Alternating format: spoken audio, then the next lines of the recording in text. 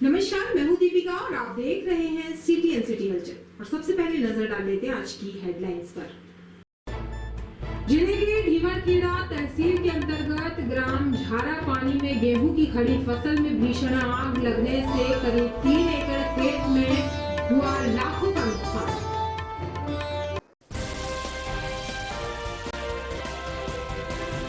पाक रमजान महीने का आखिरी शुक्रवार यानी अलविदा जुमा इस्लाम धर्म में बेहद खास माना जाता है। इस साल यह खास दिन 28 मार्च को पड़ा था।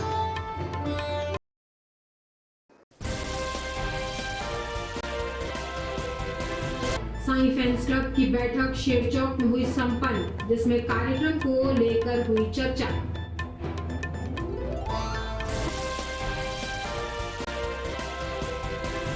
और आंगनबाड़ी केंद्रों में महिलाओं एवं बच्चों के विकास के लिए पोषण और पढ़ाई के साथ साथ उनके विकास के आयाम को बढ़ाने के लिए 6 माह से 3 वर्ष के बच्चों के लिए नवचेतना और 3 से 6 वर्ष तक के बच्चों के लिए बनाई गई रूपरेखा। और अब सिलसिलेवार करते हैं खबरों का खुलासा। जिले के ढीवरखेड़ा तहसील के अंतर्गत ग्राम झारापानी में गेहूं की खड़ी फसल में भीषण आग लग गई।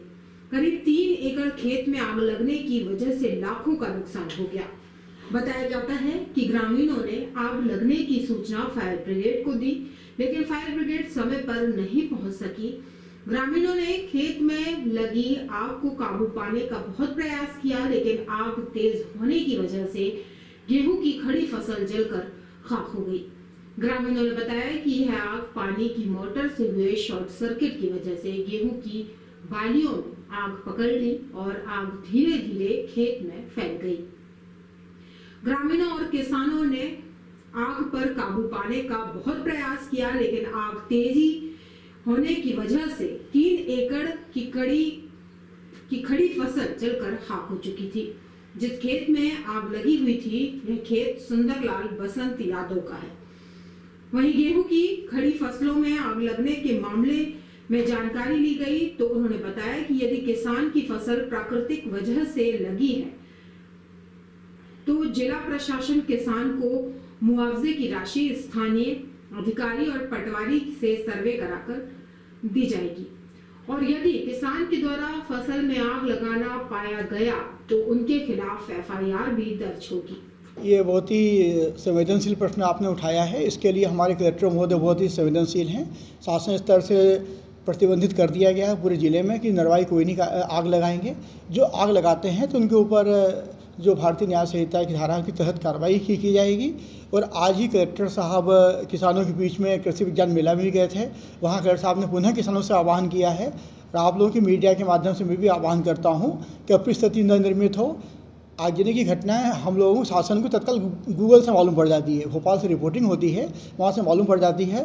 शासन सख्त है। भविष्य में हमारे ज़िले और हमारे तहसील में आगजनी की घटना न हो, उसके लिए फायर ब्रिगेड भी तैयार है और हमारे पटवारी RI और पंचायत विभाग को तैयार किया गया है कि कहीं भी आगजनी घटना घटती है तो वहाँ पर हम लोग तत्काल कार्रवाई करेंगे। लेकिन किसानों से पुनः आग्रह रहेगा कि दंडिक कार्रवाइयों से बचें, जुर्माना भी करेंगे और FIR भी करेंगे यदि उन्होंने इस आदेश का उल्लंघन किया कि नरवाई नहीं जलाना है। जिला उसके लिए फायर ब्रिगेड को तैनात किए गए हैं। कटनी प्रॉपर में हर जगह स्थापन किया गया है। जो विजय राघवगढ़ वहाँ किया गया है। बोहरीवन में के सलीनाबाद में इसकी व्यवस्था की गई है। सभी थानों को अलर्ट किया गया है और फायर की जो टीम को है पूरा दक्ष किया गया है कि जहाँ भी घटना घटेगी, क्विक रिस्पांस सिस्टम में जो कलेक्ट्रेट में हमारा सिस्टम में काम करता है, 24 आवर्स कॉलिंग सिस्टम है, वहाँ पर रिस्पांस आता है, पुलिस कंट्रोल रूम से रिस्पांस आता है, वहाँ से हम लोग तत्काल एक्शन में इस स्थिति में रहेंगे। पाक रमजान के महीने की आखिरी शुक्रवार यानी अलविदा जुमा इस्लाम धर्म में बेहद खास माना जाता है। इस साल यह खास दिन आज 28 मार्च को पड़ रहा है। इस मौके पर मस्जिदों में भारी संख्या में नमाजी एक होते हैं और खास नमाज अदा करते हैं। वैसे तो इस्लाम में हर शुक्रवार का खास महत्व होता है, लेकिन रमजान के आखिरी जुमा की अहमियत कई गुना बढ़ जाती है। इस दिन दोपहर के समय जुमा की विशेष नमाज अदा की जाती है। बड़ी संख्या में लोगों की मौजूदगी को देखते हुए मस्जिदों में इसका समय अलग अलग निर्धारित किया जाता है। वह शहर के मिशन चौक स्थित नगीना मस्जिद सहित उपनगरीय क्षेत्रों में स्थित मस्जिदों में आज जुमा तुल विदा की नमाज अदा की गई। नमाज में बड़ी संख्या में मुस्लिम धर्मावलंबियों की उपस्थिति रही। अलविदा जुमा की अहमियत आई। इस्लाम धर्म में अलविदा जुमा को बेहद पवित्र और खास माना जाता है। इस दिन विशेष रूप से अल्लाह से अपने गुनाहों की माफी मांगी जाती है। मान्यता है कि इस दिन पढ़ी गई नमाज से अल्लाह इंसान की गलतियों को माफ कर देता है और इसका 70 गुना अधिक शबाब प्रदान करता है। यही कारण है कि इस दिन मस्जिदों में नमाजियों की भारी भीड़ उमड़ती है और लोग इबादत में लीन रहते हैं। रविवार को चांद देखा तो सोमवार को मनाई जाएगी ईद। आज जुमातुल विदा की नमाज के बाद अब मुस्लिम धर्मावलंबियों के द्वारा ईद की तैयारियां भी शुरू कर दी जाएंगी। बताया जाता है कि यदि रविवार को चांद नजर आता है तो सोमवार को ईद मनाई जाएगी। मुबारक का आज अलविदा जुमा है। ये अलविदा जुमा मतलब रमजान शरीफ के खत्म होने में रमजान शरीफ का अलविदा है। ये अलविदा जुमा है। अलविदा जुमा आखिरी जुमा कहलाता है। सब मुसलमान इसमें बहुत परहेजगारी के साथ नमाज पढ़ने आते हैं और अलविदा जुमा की दुआएं जो है बड़ी कबूलियत की होती है, इसलिए अलविदा जुमा मनाया जाता है। इसके कल शब कदर रही, आज अलविदा जुमा है। क्या नाम है आपका? असलम अहमद। इस वर्ष भी धूमधाम से मनाया जाएगा साईं जन्मोत्सव। साईं फैंस क्लब की हुई तैयारी बैठक। प्रतिवर्ष अनुसार इस वर्ष भी साईं फैंस क्लब द्वारा साईं जन्मोत्सव बड़े ही धूमधाम से मनाने समिति सदस्यों द्वारा तैयारियां प्रारंभ कर दी गई हैं। गत दिवस साईं फैंस क्लब की बैठक शेर चौक में हुई, जिसमें कार्यक्रम को लेकर चर्चा की गई। रजनीश जी शास्त्री द्वारा जानकारी में बताया गया कि इस बार साईं जन्मोत्सव का 3 दिवसीय कार्यक्रम 10 अप्रैल से 12 अप्रैल तक रहेगा, जिसमें 10 अप्रैल का अभिषेक पूजन, 11 अप्रैल को साईं विशाल शोभा यात्रा जो कि मंदिर से शुरू होकर शहर के प्रमुख मार्गों से होते हुए वापस मंदिर पर समाप्त होगी। इसके बाद 12 अप्रैल को सुबह 12 बजे से हवन पूजन के बाद भंडारे का आयोजन किया जाएगा और शाम को भजन संध्या का भी आयोजन किया जाएगा, जिसके बाद कार्यक्रम का समापन होगा। बैठक में रजनीश जी शास्त्री, पप्पू गुप्ता, कुल्लू खंपरिया, संदीप गुप्ता, मंटू, पार्षद अवकाश जायसवाल, नीरज दुबे, सुरेंद्र सोनी, रौनक खंडेलवाल, सुनील हासीजा, प्रदीप दुबे, सुमित जायसवाल, सुरेंद्र सोनी, दीपक कचेर, मनीष साहू, अमित तोमर, रूपेश पहाड़िया, डॉक्टर रमेश सोनी, संजय नकरा, शरद गुप्ता, वीरेंद्र सोनी, प्रदीप गुप्ता, कमलेश सोनी, विपिन सोनी, सुशील पटेल, भीष्म बसरानी सहित अन्य सदस्य मौजूद रहे। सच्चिदानंद रूपायो विश्वोत्पत्त्यादि हेतवे तापत्रय विनाशाय श्री कृष्णाय वयम नमः। जैसा कि आप देख रहे हैं, हम सब लोग प्रतिवर्ष साईं फ्रेंड्स क्लब के तत्वावधान में और विशाल शोभा यात्रा निकालते हैं। त्रिदिवसीय आयोजन होता है ये शेर चौक साईं फ्रेंड्स क्लब में। तो पहले दिन हम लोग अभिषेक करते हैं, दूसरे दिन विशाल शोभा यात्रा का आयोजन होता है शाम 5 बजे से, जो हमारे नगर के विभिन्न मार्गों से होकर के घंटा घर आदि से होकर के पुनः शेर चौक लक्ष्मी नारायण मंदिर में यात्रा का समापन होता है। तो ये इस वर्ष का जो 2025 का आयोजन है साईं फ्रेंड्स क्लब के तत्वावधान में, वो 10, 11 और 12 ये 3 दिन का रखा गया है। पूर्व में इसको 9वीं 10वीं एकादशी को रखते थे, लेकिन चूंकि हमारे नगर में विभिन्न धार्मिक आयोजन होते हैं, जिसमें रामनवमी का भी जुलूस होता है, जालपा जी के जवारों का भी एक वो रहता है, तो सबके श्रद्धा को नमन करते हुए और हम लोगों का जो आयोजन है वो इस बार का थोड़ा सा आगे किया गया है। तो इस वर्ष का आयोजन 10, 11 और 12 तारीख को होगा। 10 तारीख को अभिषेक होगा प्रातः 7 बजे से शेर चौक में। आप सभी जो लोग अभिषेक करना चाहते हो वो भी सब पधारें और अपने जीवन को धन्य करें।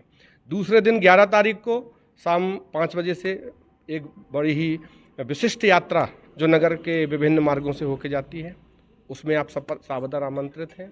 इसके बाद 12 तारीख को प्रातः 11 बजे से लेकर के और विशाल भंडारे का आयोजन होता है जो शाम 5 बजे तक चलता है। उसमें भी हमारे नगर से जो लोग आते हैं सब प्रसाद को पाते हैं और इस बार अधिक से अधिक संख्या में पधार करके प्रसादी लें और अपने जीवन को पवित्र बनाएं।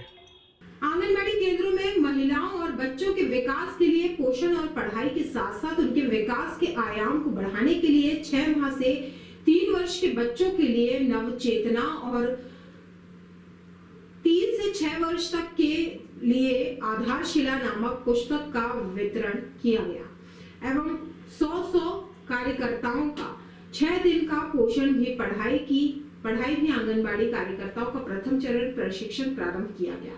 महिलाओं एवं बाल विकास विभाग मुड़वारा कटनी में यह कार्यक्रम किया गया।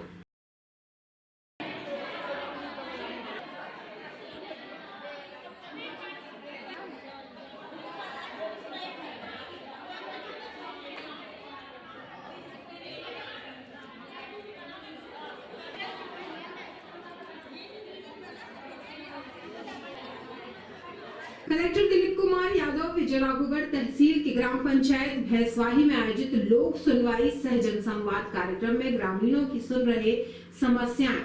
जिला पंचायत सीईओ शिशिर गेमावत और एसडीएम महेश मंडलोई भी मौके पर हैं मौजूद।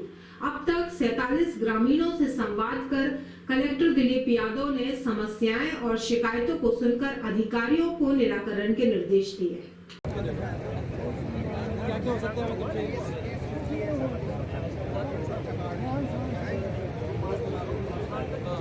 क्या काम करता है पति, क्या काम किस प्रकार का